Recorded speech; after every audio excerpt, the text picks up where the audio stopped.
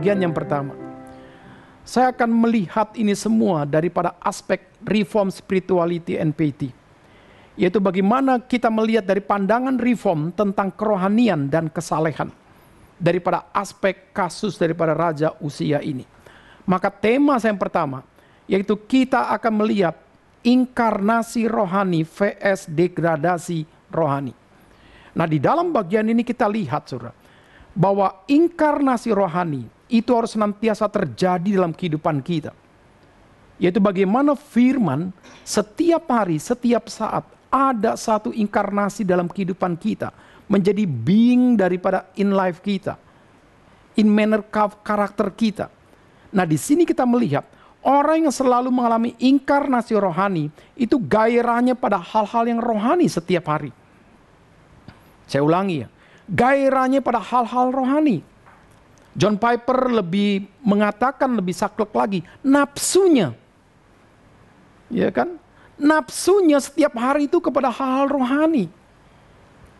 Orientasinya dalam bagian ini, saudara, itu mengarah kepada hal-hal nilai peperangan rohani. Ya. Nah, jadi dalam bagian ini kita melihat bahwa ketika ya Raja Uzia sungguh-sungguh di dalam aspek hidupnya dia punya nilai yang disebut namanya alpha point rohani.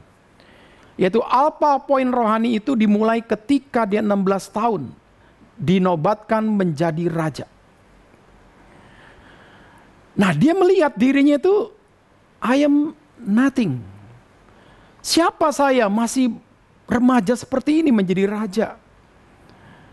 Maka dia melihat ini adalah sesuatu yang dia perlu bergantung kepada Tuhan. Dan dia perlu belajar terus daripada Zakaria.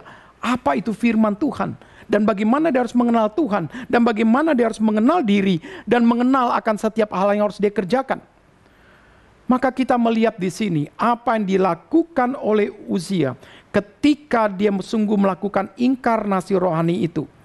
Dan dia sungguh melihat dirinya, I am nothing, saya tidak ada apa-apa di hadapan Tuhan. Dikatakan ia memperkuat Elot. Ia melakukan apa yang benar di mata Tuhan. Ia senantiasa mencari Allah ketika hari tiba. Ketika malam akan terbenam. Itu orang Yahudi. Ketika ada pergumulan dia mencari Allah. Ketika ada tantangan dia mencari Allah. Jadi di dalam bagian ini kita lihat bahwa tahap awal daripada Raja Uzia dia bertata. Dia sungguh-sungguh mengandalkan Tuhan, hidup berpusat kepada Tuhan. Ini membuktikan kepada kita bahwa Raja Uzia boleh sungguh-sungguh memiliki yang sebut namanya semangat inkarnasi rohani setiap hari. Kenapa dia punya semangat inkarnasi rohani?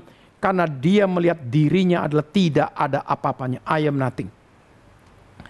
Nah, di dalam bagian ini dikatakan, apapun yang dilakukan berhasil. Luar biasa. Luar biasa dikatakan apapun yang dilakukan berhasil. Nah, kenapa dia berhasil? Karena dia mengandalkan Tuhan.